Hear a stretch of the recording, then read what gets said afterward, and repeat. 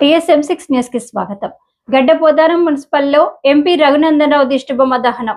BJP Medak MP Raghunandan Rao Mudiraj ఓట్లతో గెలిచి అదే సామాజిక వర్గానికి చెందిన నాయకులను అణచివేస్తున్నారని తెలంగాణ ముదిరాజు సమన్వయ కమిటీ నాయకులు ఆగ్రహం వ్యక్తం చేశారు. ముదిరాజులను రాజకీయంగా ఎదగకుండా చేస్తున్న రఘునందన్ రావును రాబోయే ఎన్నికల్లో ఓడిస్తామని తీవ్ర స్థాయిలో హెచ్చరించారు.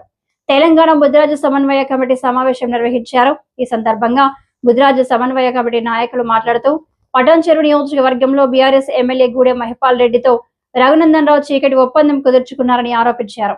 ఇస్నాపురం మున్సిపాలిటీలో నీలం మధు భార్య నీలం కవిత మున్సిపల్ చైర్పర్సన్ కాకుండా రఘునందన్ రావు ఎక్స్ అఫిషియో ఓటును బీఆర్ఎస్ పక్షాన వినియోగించాడని గుర్తు చేశారు.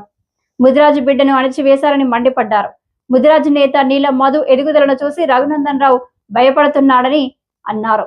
అందుకే వారి కుటుంబాన్ని రాజకీయంగా దెబ్బతీసేందుకు బీఆర్ఎస్ కు అమ్ముడు పోయారని విమర్శించారు.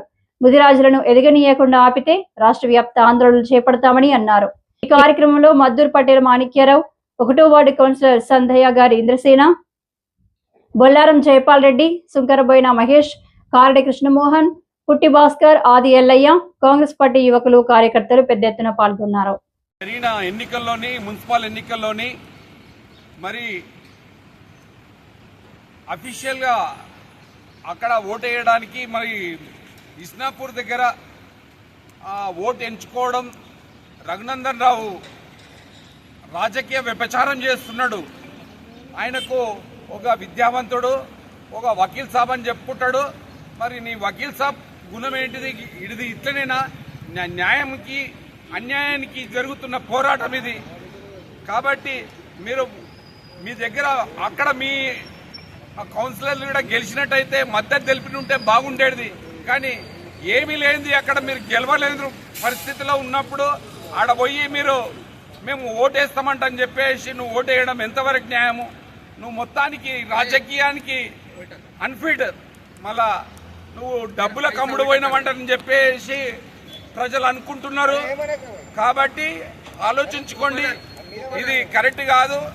బీజేపీ పార్టీ అంటే పెద్ద మేము దేశాన్ని ఉద్ధరిస్తామంటారంటారు. మీరు దేశాన్ని ఉద్ధరించకం కాదు, కనీసం మున్సిపాలిటీలో కూడా మీరు బీఆర్ఎస్ తోటి పొత్తు పెట్టుకొని మీ బీఆర్ఎస్ పార్టీతో అక్కడ ఏ ఒక్క కౌన్సిలర్ గెలవని దగ్గర మీరు ఎక్స్ అఫీషియల్ ఓటు ఉపయోగించుకోవడం దీని దురదృష్టకరం అని చెప్పేసి తెలియజేస్తున్నాం. దీనికి నిరసనగా ఇవాళ గడ్డపోతారం మున్సిపాలిటీలోని బ్లాక్ డేగా మేము నిర్వహిస్తున్నాము. బీసీ బిడ్డకి అన్యాయం చేసిండు రఘునందన్ రావు.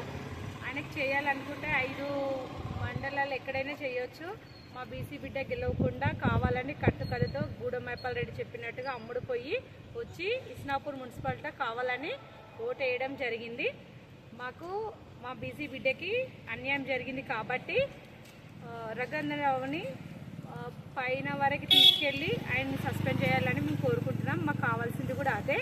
మా బీసీ బిడ్డకి న్యాయం జరగాలి. న్యాయం జరిగేంత వరకు మేము అందరం ఇదే పోరాటం చేస్తాం.